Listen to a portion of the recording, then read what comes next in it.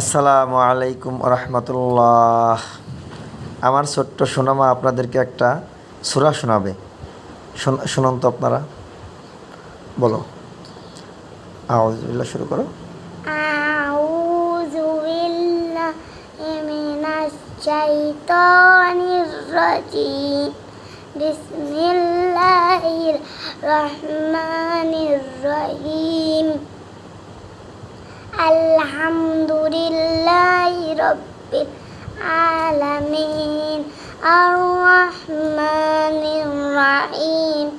Maliki ইয়াউমিদ্দিন। ইyyaka na'budu wa iyyaka nasta'in।